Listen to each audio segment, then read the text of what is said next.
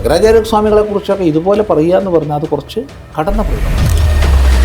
ബുദ്ധമത വിശ്വാസികളെ കൊന്നൊടുക്കാൻ വേണ്ടി ജന്മമെടുത്തു എന്ന് വിശ്വസിക്കുന്ന ശങ്കരാചാര്യർ ആചാര്യ ഭഗവത്പാദങ്ങളെ നിന്ദിക്കാനും വിമർശിക്കാനും മറ്റും വേണ്ടി അസ്ഥാനത്ത് പ്രമാണരഹിതമായി ഇങ്ങനെ പറയുന്നവരും പ്രസംഗിക്കുന്നവരും ധാരാളമുണ്ട്. അവർ ചെയ്യട്ടെ, പക്ഷെ അതിന് വിവേകാനന്ദ സ്വാമികളെ പോലുള്ളവരെ കൂട്ടുപിടിക്കുന്നതാണ്. നമുക്കൊരു ടാർഗറ്റഡ് അറ്റാക്ക് ഇപ്പോൾ ശങ്കരാചാര്യരെ സംബന്ധിച്ച്, ശങ്കരാചാര്യരെ കുറിച്ച് മാത്രമല്ല, ഏതെങ്കിലും ക്ഷേത്ര സങ്കേതത്തെ നമ്മൾ ആദരപൂർവ്വം ഹിന്ദു സമൂഹം ആരാധിക്കുന്നുണ്ടെങ്കിൽ ഉടനെ അത് ബൗദ്ധ കേന്ദ്രമായിരുന്നു, അതിനെ കൈയടക്കിയതാണ്. ബുദ്ധ ഭഗവാൻ എന്ന് പറഞ്ഞാൽ ഭിന്നാചാര്യനല്ല, സനാതന ധർമ്മത്തിലെ ഒരു നവീകരണ പ്രസ്ഥാനത്തിന്റെ പ്രവക്താവായിരുന്നു, അല്ലെങ്കിൽ ആചാര്യനായിരുന്നു ബുദ്ധ ഭഗവാൻ. അതുകൊണ്ടാണ് നമ്മൾ ബുദ്ധ ഭഗവാൻ എന്ന് മാനിക്കുന്നത്. ഹിന്ദു സമൂഹം ഇത്തരം പ്രശ്നങ്ങൾ ഇത് ആദ്യമായിട്ടല്ല നേരിടുന്നത്. ഭാരതത്തിൽ തന്നെ ഹിന്ദുവായി ജീവിക്കാൻ ജസിയ കൊടുക്കേണ്ടുന്ന അവസ്ഥ വരെ ഉണ്ടായി. എന്നിട്ട് നശിച്ചില്ലല്ലോ. തങ്ങൾ പറയുന്ന ദൈവം, തങ്ങൾ പറയുന്ന മതമാർഗം, തങ്ങളുടെ പ്രവാചകൻ, തങ്ങളുടെ ആരാധനാരീതി, ഇത് മാത്രമാണ് നിലനിൽക്കേണ്ടത്, ഇത് മാത്രമാണ് ശ്രേഷ്ഠമായത് എന്ന് കണക്കാക്കുന്ന സങ്കുചിതവാദം അത് വോട്ട് ബാങ്കായിട്ട് രൂപപ്പെടുമ്പോൾ, ആ വോട്ട് ബാങ്കിനെ പ്രീതിപ്പെടുത്താൻ വേണ്ടി രാഷ്ട്രീയക്കാരടക്കം മത്സരിക്കുമ്പോൾ തീർച്ചയായിട്ടും ഇതുപോലുള്ള പ്രവണതകൾ ഇവിടെയും വളരും. ജാതി സമുദായ ചിന്തകളാൽ ഭിന്നിപ്പിക്കപ്പെടാതെ, കാരണം ഭിന്നിപ്പിക്കാനുള്ള ശ്രമമാണ് മുഴുവൻ നടക്കുക. കാരണം ഹിന്ദു വിഭജിക്കപ്പെട്ടാൽ മാത്രമേ സങ്കുചിത താല്പര്യങ്ങൾ നേടിയെടുക്കാൻ കഴിയുമെന്ന് അറിയുന്നവർക്കറിയാം. ശങ്കരാചാര്യരെ കുറിച്ച് പറയുന്ന സമയത്ത് ഇടയ്ക്ക് വൈറലായിട്ടുള്ളൊരു വീഡിയോ ഉണ്ട്. അതിൽ ഗുരുദേവനെ കുറിച്ച് പറയുന്നത് ഇങ്ങനെയാണ്: ഈ കേരളത്തിൽ ആ മകന്റെ പേരിൽ, അല്ലെങ്കിൽ ഈ കേരളം ലോകത്തിന് രാജ്യത്തിന് സംഭാവന ചെയ്ത ബുദ്ധമത വിശ്വാസികളെ കൊന്നൊടുക്കാൻ വേണ്ടി ജന്മമെടുത്തു എന്ന് വിശ്വസിക്കുന്ന ശങ്കരാചാര്യർ, ആ ശങ്കരാചാര്യർ ഇന്ത്യ മഹാരാജ്യത്ത് അങ്ങോളം ഇങ്ങോളം നടത്തിയ യാത്രയുടെ അനന്തരഫലമായി കൊന്നൊടുക്കപ്പെട്ടത് ലക്ഷത്തിൽ പരം ബുദ്ധവിശ്വാസികളാണെന്ന് പറയുന്നത് ആരാണ്? ഇന്ത്യയുടെ ആത്മീയത ലോകത്തിന് പരിചയപ്പെടുത്തിയ സ്വാമി വിവേകാനന്ദൻ. The complete work of Swami Vivekananda എന്ന് പറയുന്ന ഗ്രന്ഥത്തിൽ ശങ്കരാചാര്യരാണ് ഇന്ത്യ കണ്ട ഏറ്റവും വലിയ ഭീകരനായ കൊലയാളി എന്ന് രേഖപ്പെടുത്തപ്പെട്ടിട്ടുണ്ട്. എങ്കിൽ ഈ പറയപ്പെടുന്ന ധർമ്മശാസ്ത്രത്തിന്റെ അനന്തരഫലമാണ് ബുദ്ധമത വിശ്വാസികൾ ഇങ്ങനെ വേട്ടയാടപ്പെട്ടത്. കേരളത്തിൽ ഒരു പ്രദേശമുണ്ട്, തൃശൂർ ജില്ലയിൽ. ആ പ്രദേശത്തിന്റെ പേര് മരിച്ച അല്ലെങ്കിൽ മുളകാപുരം എന്നായിരുന്നു. അവിടെയാണ് ഇന്ത്യ കണ്ട ഏറ്റവും വലിയ ബുദ്ധമത പഠനശാല ഉണ്ടായിരുന്നത്, ബുദ്ധമത വിഹാരം ഉണ്ടായിരുന്നത്. സന്യാസിമാരും സന്യാസിനിമാരും അവിടെ ധാരാളം പാർക്കുകയും ബുദ്ധമത ശാസ്ത്രങ്ങൾ പഠിക്കുകയും ചെയ്തു. അവിടേക്ക് ശങ്കരന്റെ കേരളത്തിലെ ശിഷ്യനായ കുമാരില ഭട്ടയുടെ നേതൃത്വത്തിൽ ആയിരക്കണക്കിന് വരുന്ന ആര്യൻ സവർണ ബ്രാഹ്മണ ഫാസിസ്റ്റ് ഭീകരന്മാർ ആ ബുദ്ധമത വിഹാരത്തിലേക്ക് ഇരച്ചു കയറുകയും ആയിരക്കണക്കിന് വരുന്ന സ്ത്രീകളെയും കുട്ടികളെയും കൊന്നൊടുക്കിയെന്ന് ചരിത്രം രേഖപ്പെടുത്തുന്നു. C.V. കുഞ്ഞിരാമൻ എന്ന് പറയുന്ന ചരിത്രകാരൻ ആ മരിച്ച എന്ന് പറയുന്ന മുളകാപുരത്തിന് പിന്നീട് വിളിച്ച പേര് കൊടുങ്ങല്ലൂർ എന്നാണ്. കൊടുങ്ങല്ലൂരിന്റെ ശരി, സന്തോഷം. ഏതായാലും നല്ലതാണ്, ഇത്തരം ആശയങ്ങൾ പ്രചരണം ചെയ്യുന്നത് നല്ലതാണ്. നമ്മൾ വളരെ ഗുണകരമായി നോക്കിക്കാണുകയാണ്. ഒന്നാമത് അദ്ദേഹം പറഞ്ഞു, അനേക ലക്ഷക്കണക്കിന് പേരെ കൊന്നൊടുക്കിയ എന്ന് വിശ്വസിക്കപ്പെടുന്ന, ആരാൽ വിശ്വസിക്കപ്പെടുന്ന? അദ്ദേഹത്താൽ വിശ്വസിക്കപ്പെടുന്ന, അഥവാ സമാന ചിന്താഗതിയുള്ളവരാൽ വിശ്വസിക്കപ്പെടുന്ന. അതിനുവേണ്ടിയെങ്കിലും ശങ്കരാചാര്യൻ്റെ പേര് പറഞ്ഞല്ലോ. സ്വാഭാവികമായിട്ട് ഇത് കേൾക്കുന്നവർ വിവേകമുള്ളവരാണെങ്കിൽ എന്നാൽ എന്താണ് ശങ്കരാചാര്യൻ്റെ പ്രവൃത്തി എന്ന് പഠിക്കണം എന്ന് തോന്നുമല്ലോ, ചിന്തിക്കാം. ആ ചിന്ത അവരെ ശങ്കരാചാര്യ സ്വാമികളുടെ കൃതികളിലേക്ക് നയിക്കുമല്ലോ. ഒരിടത്ത് പോലും ശങ്കര കൃതികളിൽ ഒരിടത്ത് പോലും ഹിംസയുടെ പ്രേരണയോ ഏതെങ്കിലും ഇതര മത അവലംബിയെ ഹിംസിക്കണമെന്ന ആഹ്വാനമോ ഒരാൾക്ക് ചൂണ്ടിക്കാണിക്കാൻ പറ്റുമോ? ബ്രഹ്മാവ് മുതൽ പുൽക്കൊടി വരെ സകലത്തിലും അദ്വയമായ സത്യമാണ് വിലസുന്നത് എന്ന സിദ്ധാന്തമാണ്. അതിൽ നിന്ന് വരുന്ന സ്വാഭാവികമായ പ്രേമവും കാരുണ്യവുമാണ് ശങ്കരാചാര്യസ്വാമികളുടെ കൃതികളിലുള്ളത്. അപ്പോൾ അത് പഠിക്കണമെന്നൊരു ചിന്ത വരുത്താൻ ഇത്തരം പ്രസംഗങ്ങൾ നല്ലതാണ്. പക്ഷെ വിശ്വസിക്കപ്പെടുന്ന എന്ന് പറഞ്ഞത് ആര് വിശ്വസിക്കുന്നതെന്ന് അദ്ദേഹം പറഞ്ഞിട്ടില്ല. അദ്ദേഹം വിശ്വസിക്കുന്നതായിരിക്കും, അയാളുടെ സ്വാതന്ത്ര്യം അദ്ദേഹത്തിനുണ്ട്.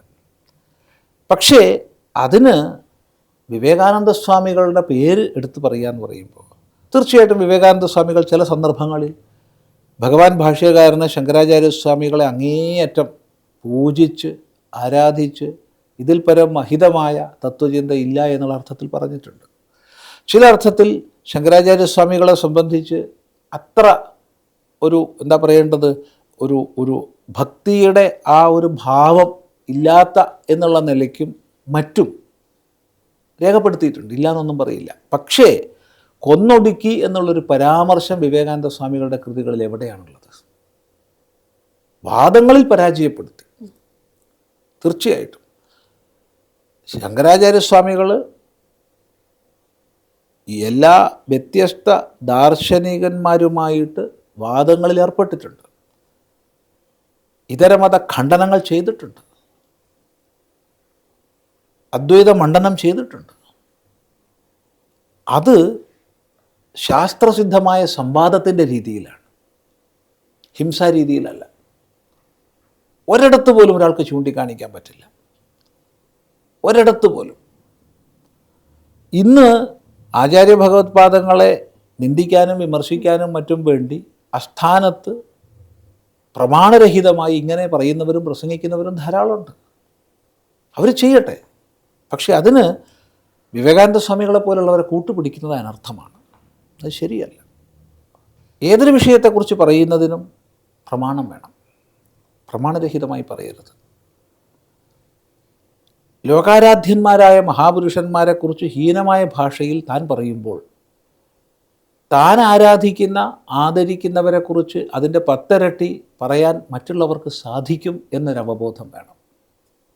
അങ്ങനെ പറയാൻ മറ്റുള്ളവരും ആരംഭിച്ചു കഴിഞ്ഞാൽ ഈ സമൂഹത്തിൻ്റെ കാലുഷ്യം എന്തായിരിക്കും? പ്രമാണസിദ്ധമായി സത്യസന്ധമായി പറയുന്നതിനൊരു വിരോധവുമില്ല. അല്ലാതെ ആചാര്യന്മാരെ നിന്ദിക്കുന്നത് അവനവൻ അനർത്ഥമാണ്, അത് പോകട്ടെ. സ്വയം അനർത്ഥം വിളിച്ചു വാങ്ങുന്നതിന് നമ്മൾ പരിതപിക്കേണ്ട ആവശ്യമില്ല. പക്ഷെ അതുപോലെ ഓരോരുത്തരും പറയാൻ തുടങ്ങിയാൽ നമ്മളെപ്പോലുള്ളവർ, ഹിന്ദു ധർമ്മജാഗരണത്തിന് പ്രവർത്തിക്കുന്നവർ, മുഹമ്മദ് നബിയെപ്പോലുള്ളവരെ അതിഹീനമായ ഭാഷയിൽ നിന്ദിക്കാനും വിമർശിക്കാനും തുടങ്ങാം. അല്ലെങ്കിൽ ക്രിസ്ത്യൻ ഇതര വിശ്വാസികളായിട്ടുള്ളവർ ക്രിസ്തുവേയോ ക്രിസ്ത്യാനികൾ ആദരിക്കുന്ന ഗുരുനാഥന്മാരെയോ നിന്ദിക്കാൻ തുടങ്ങും. ഇങ്ങനെ ഓരോരുത്തരും ഇതുപോലെ നിന്ദിക്കാൻ ആരംഭിച്ചു കഴിഞ്ഞാൽ എന്തായിരിക്കും നമ്മുടെ നാടിൻ്റെ സ്ഥിതി? അപ്പോൾ ഇവരിങ്ങനെ പറയുന്നവർ സാമൂഹികമായ യാതൊരു ഉത്തരവാദിത്വം ഇല്ലാത്തവർ കൂടിയാണ്. അതുകൊണ്ട് അവരെ നമ്മൾക്ക് നിയമപരമായി നേരിടാൻ കഴിയിച്ചാൽ നേരിട്ടുള്ളൂ, അതുകൊണ്ട് നമ്മളതിനൊന്നും പോകുന്നില്ല. പക്ഷെ പറയുന്നതിന് പ്രമാണം വേണം. ഇപ്പൊ നമുക്കൊരു ടാർഗറ്റഡ് അറ്റാക്ക് ഇപ്പോൾ ശങ്കരാചാര്യരെ സംബന്ധിച്ച്, ശങ്കരാചാര്യരെ കുറിച്ച് മാത്രമല്ല, ഇപ്പോൾ വ്യക്തമായിട്ടും ഏതെങ്കിലും ക്ഷേത്ര സങ്കേതത്തെ നമ്മൾ ആദരപൂർവ്വം ഹിന്ദു സമൂഹം ആരാധിക്കുന്നതുണ്ടെങ്കിൽ ഉടനെ അത് ബൗദ്ധ കേന്ദ്രമായിരുന്നു, അതിനെ കൈയടക്കിയതാണ്. പക്ഷെ ഞങ്ങൾ നേപ്പാളിൽ പോയിട്ടുണ്ടായിരുന്നു. അപ്പോൾ അവിടെ പോകുന്ന സമയത്ത് ശങ്കരന്റെ മണ്ണിൽ നിന്നാണ് എന്ന് പറയുമ്പോൾ നമുക്ക് തരുന്ന ഒരു വലിയൊരു ആണല്ലോ. നമ്മൾ വ്യക്തിപരമായി നമ്മൾ ബുദ്ധവിഹാരങ്ങളിൽ പോകുന്ന ആളാണ്. വ്യക്തിപരമായി സ്വാമി ചിദാനന്ദപുരിയ സംസാരിക്കുന്നത് ലോകത്തിൻ്റെ ഏത് രാജ്യങ്ങളിൽ പോകുമ്പോഴും ബുദ്ധവിഹാരങ്ങളിൽ നമ്മൾ പോകാറുണ്ട്. ബുദ്ധഭിക്ഷുക്കൾ അത്രയും സ്നേഹപൂർവ്വവും ആരാധനാപൂർവ്വമാണ് ശങ്കര പരമ്പരയിൽപ്പെട്ട ഒരു സന്യാസിയെ സ്വീകരിക്കുന്നത്. അതുപോലെ തന്നെയാണ് നമ്മുടെ ആശ്രമങ്ങളിലേക്കോ നമ്മുടെ യോഗങ്ങളിലേക്കോ ബുദ്ധ സന്യാസിമാർ വരുമ്പോൾ നമ്മൾ മാനിക്കുന്നത്. ആ പരസ്പര സ്നേഹത്തോടു കൂടിയാണ് ഞങ്ങൾ വർത്തിക്കുന്നത്. അത് മനസ്സിലാക്കാതെ, കാരണം ബുദ്ധഭഗവാൻ എന്ന് പറഞ്ഞാൽ ഒരു ഭിന്നാചാര്യനല്ല, സനാതനധർമ്മത്തിലെ ഒരു നവീകരണ പ്രസ്ഥാനത്തിൻ്റെ പ്രവക്താവായിരുന്നു, അല്ലെങ്കിൽ ആചാര്യനായിരുന്നു ബുദ്ധഭഗവാൻ. അതുകൊണ്ടാണ് നമ്മൾ ബുദ്ധഭഗവാൻ എന്ന് മാനിക്കുന്നത്. ഭഗവാൻ ഭാഷ്യകാരൻ ശങ്കരാചാര്യസ്വാമികൾ ബൗദ്ധത്തെ നിശിതമായി വിമർശിക്കുമ്പോൾ തന്നെ ഒരു പദം കൊണ്ട് പോലും ബുദ്ധനെ വിമർശിച്ചിട്ടില്ല. മനസ്സിലാക്കേണ്ടതാണ്. ബൗദ്ധത്തിൽ പിൽക്കാലത്ത് വന്നു ചേർന്ന ഒരുപാട് വ്യതിയാനങ്ങൾ, ശൂന്യവാദം തുടങ്ങിയവ, അതിനെയാണ് വിമർശിക്കുന്നത്. അപ്പോൾ ആ ഒരു ആരോഗ്യകരമായ വിമർശനത്തിന് മുമ്പിൽ, പ്രത്യേകിച്ച് ശൂന്യവാദികൾക്ക് ശങ്കരാചാര്യസ്വാമികളുടെ യുക്തിക്ക് മുമ്പിൽ പിടിച്ചു നിൽക്കാൻ കഴിഞ്ഞില്ല. അവർ കോടേണ്ടി വന്നു. ഇതിൻ്റെ അർത്ഥം അവരെ കൊന്നൊടുക്കിയെന്നല്ല. കാരണം ശൂന്യമാണുള്ളത്. ശൂന്യം വെച്ചാൽ ഇല്ലായ്മയാണ്. ഇല്ലായ്മ ഉണ്ടെന്ന് പറയാൻ പറ്റില്ലല്ലോ. ഉണ്ടെന്ന് പറയപ്പെടുന്നതോടുകൂടി ഇല്ലായ്മ എന്നുള്ളതില്ല. ഇനി ഇല്ലായ്മ ഇല്ല എന്ന് പറഞ്ഞാലും ഉണ്മയുണ്ട്. അപ്പോൾ ഉണ്മയെ ആർക്കും നിഷേധിക്കാൻ പറ്റില്ല. ഈ ഒരു യുക്തിയുടെ മുമ്പിലാണ് ബൗദ്ധന്മാർ ഓടിപ്പോകുന്നത്. അതിനർത്ഥം കൊന്നു എന്നല്ല, ആരോഗ്യകരമായ സംവാദങ്ങളാണ്. ഇത് മനസ്സിലാക്കാതെ ശങ്കരാചാര്യസ്വാമികളെക്കുറിച്ചൊക്കെ ഇതുപോലെ പറയുക എന്ന് പറഞ്ഞാൽ അത് കുറച്ച് കടന്ന പ്രയോഗമാണ്. തീർച്ചയായിട്ടും അതിനുള്ള ഗ്രന്ഥങ്ങൾ എഴുതിയവരുണ്ടാവും, അപ്രകാരം പ്രസംഗിക്കുന്നവരുണ്ടാവും. അതിനെ ഉദ്ധരിച്ച് അടുത്ത ആൾക്ക് പറയാം, അത് പരമ്പരയാ പോകും. പക്ഷേ നമ്മളെപ്പോഴും പ്രമാണത്തിനനുസരിച്ച് നമ്മൾ ആശയത്തെ സമീപിക്കാൻ പാടുള്ളൂ. ശങ്കരാചാര്യസ്വാമികളെപ്പോലെ കാരുണ്യത്തിൻ്റെ, ലോകത്തിൽ ബ്രഹ്മാവ് മുതൽ പുൽക്കൊടി വരെ സകലത്തിൻ്റെയും സ്വരൂപം ഏകമാണെന്ന് പറഞ്ഞ ആ മഹാദർശനത്തിൻ്റെ ഒരു പ്രവക്താവിനെയും പ്രയോക്താവിനെയും ഇതുപോലൊരു ഹിംസകനായിട്ട് അജ്ഞാനികളുടെ മുമ്പിൽ ചിത്രീകരിക്കുന്നത് ആപത്കരമാണ്. അത്രമാത്രമേ അതിൽ പറയാനുള്ളൂ. ഇത് ഹിന്ദു അദ്ദേഹത്തിന് വിവേകം വരട്ടെ എന്ന് നമ്മൾ പറയില്ല, അതിൻ്റെ ആവശ്യമില്ല, കാരണം അറിഞ്ഞുകൊണ്ടാണല്ലോ ചെയ്യുന്നത്.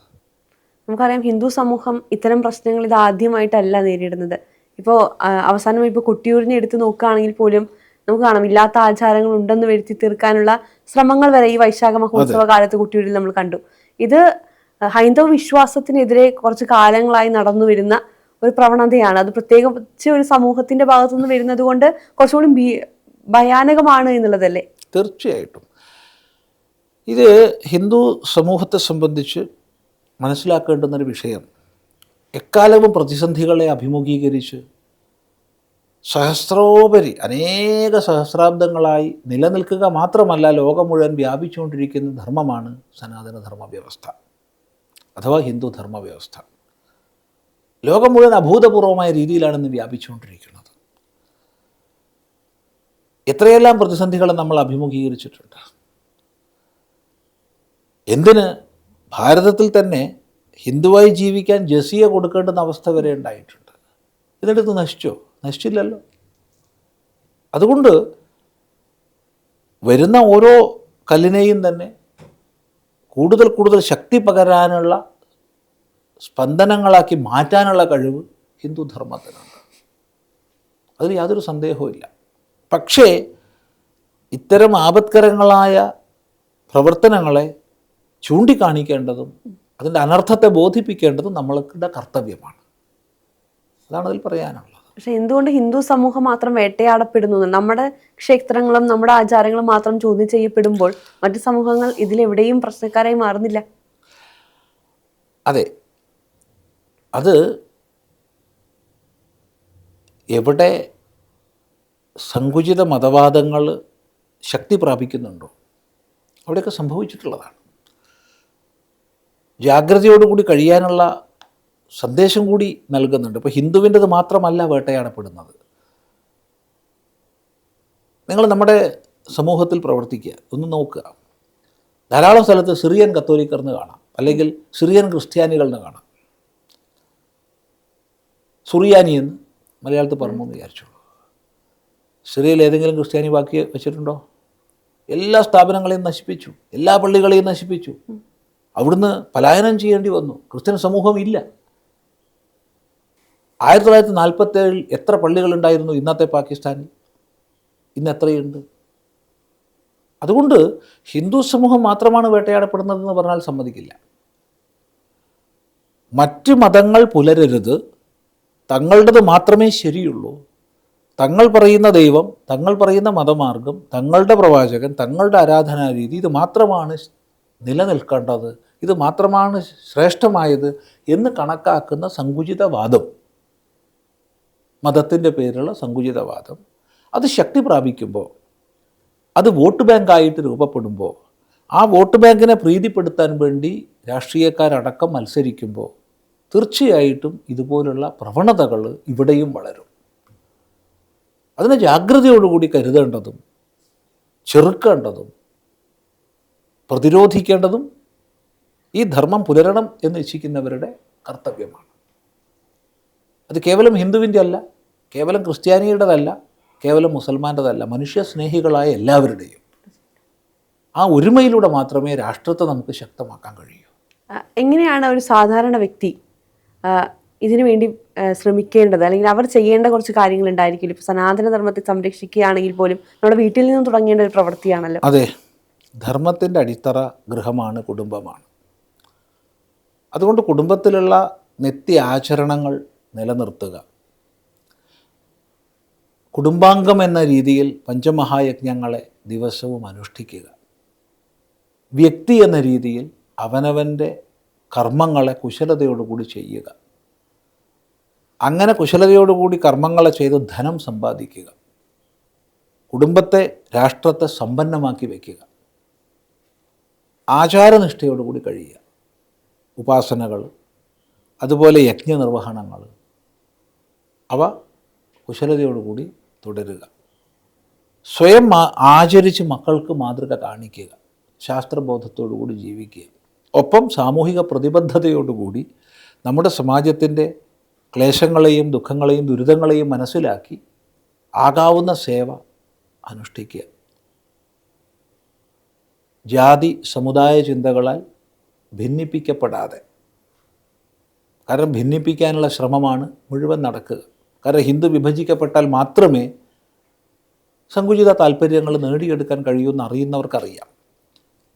അതുകൊണ്ട് അത്തരം പ്രവർത്തനങ്ങളിൽപ്പെട്ട് സ്വയം വിഭജിക്കപ്പെടാതെ ഏകതയോടുകൂടി വേദം മുന്നോട്ട് പറയുന്ന സംഗച്ഛധ്വം സംവദധ്വം, നിങ്ങൾ ഒന്നിച്ച് നല്ലതിലേക്ക് നടക്കുവൻ, ഒന്നിച്ച് നല്ലതിനെ പറയുവൻ എന്ന ആ വൈദിക അവബോധത്തോടുകൂടി ഒരുമിക്കുക.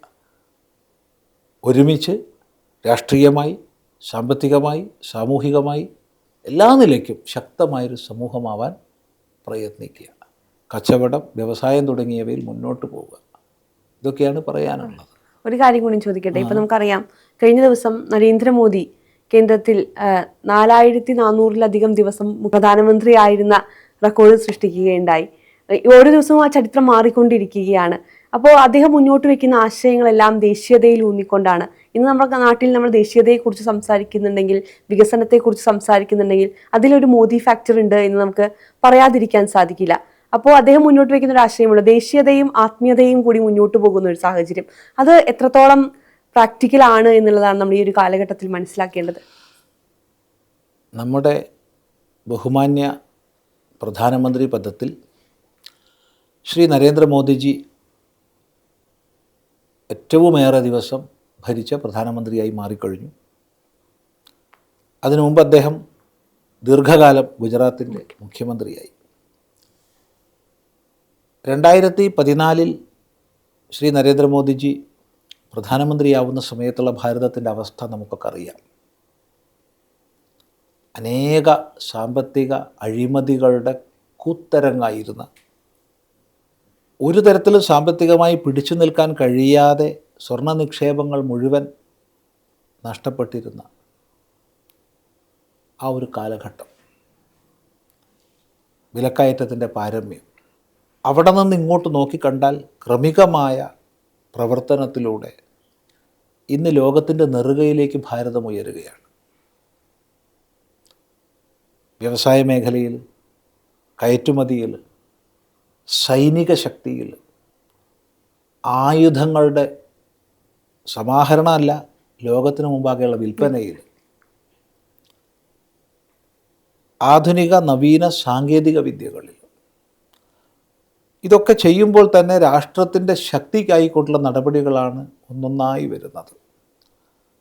സാമ്പത്തികമായി ശക്തിപ്പെടുത്താൻ, സൈനികമായി ശക്തിപ്പെടുത്താൻ, സമൂഹത്തെ ശക്തിപ്പെടുത്താൻ, മധ്യവർത്തികളുടെ ചൂഷണങ്ങൾ ഇല്ലാതാക്കാൻ, ഇങ്ങനെ നോക്കിക്കഴിഞ്ഞാൽ എല്ലാ മേഖലകളെയും ശ്രദ്ധിച്ചുകൊണ്ടുള്ള ഒരു ഭരണമാണ് ഇപ്പോൾ ഭാരതത്തിൽ നടക്കുന്നത്. അത് തീർത്തും ദേശീയതയിൽ ഊന്നിക്കൊണ്ടാണ്. രാഷ്ട്രത്തെ മാതാവായി നോക്കിക്കാണുന്ന രാഷ്ട്രഭക്തിയിൽ ഊന്നിയിട്ടാണ്. അത് തിരിച്ചറിയുന്നവർ തിരിച്ചറിയുന്നു. അതുകൊണ്ട് തന്നെ എല്ലാ മേഖലകളിലും ലോകത്തിൻ്റെ നെറുകയിലേക്ക് നമ്മൾ ഉയർന്നുകൊണ്ടിരിക്കുകയാണ്. ഒരു വിശ്വഗുരുവായി ഭാരതം മാറിക്കൊണ്ടിരിക്കുകയാണ്. അതിൽ യാതൊരു സംശയവുമില്ല. തീർച്ചയായിട്ടും ആ ഗതി തുടരും. ഇനി ഭാരതത്തിന് സമീപ കാലഘട്ടത്തിൽ പതനമല്ല, മുന്നോട്ടുള്ള ഗതി തന്നെയാണ് ഉണ്ടാവുന്നത്. അതിന് സങ്കുചിത രാഷ്ട്രീയവാദവും സങ്കുചിത മതവാദവും വെടിഞ്ഞ് നമുക്ക് ഒത്തൊരുമിച്ച് നിന്നാൽ രാഷ്ട്രത്തെ കൂടുതൽ ഉയർത്താമെന്ന കാഴ്ചപ്പാടോടുകൂടി എല്ലാ പൗരന്മാരും സർക്കാരുകളും നിലകൊള്ളുകയാണ് വേണ്ടത്. അതിനനുസൃതമായ ചിന്തകളാണ് നമ്മൾ പങ്കുവയ്ക്കേണ്ടത്. ലോകം മുഴുവൻ അത് നോക്കിക്കാണുകയാണ് ഭാരതത്തിൻ്റെ ഉയർച്ച. രണ്ട് രീതിയിലാണ്. ഞങ്ങളാണ് ലോകത്തിൻ്റെ നേതൃത്വമെന്ന് ദീർഘകാലമായി പറഞ്ഞുകൊണ്ടിരിക്കുന്ന പലർക്കും അത് അലോസരമുണ്ടാക്കുന്നുണ്ട്. അതുകൊണ്ട് അവർ ഭാരതത്തിൻ്റെ ഉയർച്ചയെ തടയാൻ എന്തെല്ലാം സാധ്യതകളുണ്ടോ അതെല്ലാം ശ്രമിച്ചുകൊണ്ടിരിക്കുകയാണ്. അതിന് നമ്മുടെ അകത്തുള്ളവർ എങ്ങനെയൊക്കെ പങ്കുചേരും എന്ന് കണ്ടെത്താനുള്ള പരിശ്രമവും നടക്കുന്നുണ്ട്, പലരും പങ്കുചേരുന്നുമുണ്ട്. അതേസമയത്ത് ലോകത്തിലെ ബഹുഭൂരിപക്ഷം രാഷ്ട്രങ്ങളും ഭാരതം ഉയരുന്നത് ആദരവോടുകൂടി നോക്കിക്കാണുന്നവരാണ്. കാരണം ഇന്നുള്ള ലോക വ്യവസ്ഥയിലുള്ള കുത്തകകളുടെ ആ പിടി മാറി ലോകത്തിൻ്റെ മൊത്തത്തിലുള്ള ഭാരതം മുന്നോട്ട് വെച്ച വസുധൈവ കുടുംബകം എന്ന കാഴ്ചപ്പാടിനനുസരിച്ച് ഉള്ളൊരു ഉയർച്ച, അത് നമ്മൾ അനേക മേഖലകളിൽ നമുക്കത് കാണാം. നമ്മൾക്ക് ലോകത്തിൽ വിവിധ സ്ഥലത്ത് സഞ്ചരിക്കുന്ന സമയത്ത് അത് നമുക്ക് അനുഭവപ്പെടും. ഈ രണ്ട് ഭാവനകൾ, ഭാരതത്തിൻ്റെ ഉയർച്ചയെ അത്യാദരപൂർവ്വം നോക്കിക്കാണുന്ന വലിയ സമൂഹമാണ് ഇന്ന് വളരുന്നത്. വലിയ സമൂഹം. അതിൽ വളരെയധികം രാജ്യങ്ങൾ, പേരെടുത്ത് പറയാൻ പാടില്ല, ഒരുപാട് രാജ്യങ്ങൾ ഇങ്ങനെ ഒരു പ്രതീക്ഷയോടുകൂടി നോക്കുന്നുണ്ട്. അതിൻ്റെ ലാഞ്ചന നമുക്ക് കാണാൻ കഴിയും ഇപ്പോഴത്തെ ബ്രിക്സിൻ്റെ പുരോഗതിയിലായാലും, അതുപോലെ മറ്റ് രാഷ്ട്രങ്ങളുടെ കൂട്ടായ്മകൾ, അനേക കൂട്ടായ്മകളിൽ ഭാരതം ഇന്ന് നേതൃത്വമാണ്. ഇത് തിരിച്ചറിഞ്ഞിട്ടാണ് ലോകത്തിൽ ഏറ്റവും അധികം, ഭാരതത്തിലല്ല ലോകത്തിൽ ഏറ്റവും അധികം രാഷ്ട്രങ്ങളുടെ പരമോന്നത പുരസ്കാരം നേടിയ പ്രധാനമന്ത്രിയായി നമ്മുടെ പ്രധാനമന്ത്രി മാറി. നരേന്ദ്രമോദി എന്ന വ്യക്തിയല്ല അത്. 37 രാഷ്ട്രങ്ങളുടെ പരമോന്നത ബഹുമതികൾ നേടിയ ഏക രാഷ്ട്രീയ നേതാവ്, രാഷ്ട്ര നേതാവ് നമ്മുടെ പ്രധാനമന്ത്രിയാണ്. എന്തുകൊണ്ട്? ഇത് നൽകുന്നവർ മൂഢന്മാരല്ലല്ലോ. അപ്പോൾ അതിൽ നമുക്ക് മനസ്സിലാക്കാം എങ്ങനെയാണ് ഭാരതത്തിൻ്റെ ഇപ്പോഴത്തെ പുരോഗതി സംഭവിച്ചുകൊണ്ടിരിക്കുന്നത്. അത്യാധുനിക സൈനിക ഉപകരണങ്ങളുടെ ഗവേഷണ വികസനങ്ങളിൽ ശാസ്ത്രജ്ഞന്മാർക്ക് ലഭിക്കുന്ന പ്രോത്സാഹനം, നവീന സാങ്കേതിക വിദ്യകളുടെ വികസനത്തിൽ ശാസ്ത്രജ്ഞന്മാർക്ക് ലഭിക്കുന്ന പ്രോത്സാഹനം, ഇതൊക്കെ വലിയ ഫലത്തെയാണ് ഉണ്ടാക്കുന്നത്. അതുപോലെ ഭാവിയിൽ സ്പോർട്സ് മേഖലയിൽ ഉയർച്ച ലക്ഷ്യം വെച്ചിട്ടുള്ള പ്രവർത്തനങ്ങൾ, എല്ലാ മേഖലയെയും സമന്വയിപ്പിച്ചുകൊണ്ടുള്ളൊരു വികാസമാണ് ഇന്ന് സംഭവിക്കുന്നത്.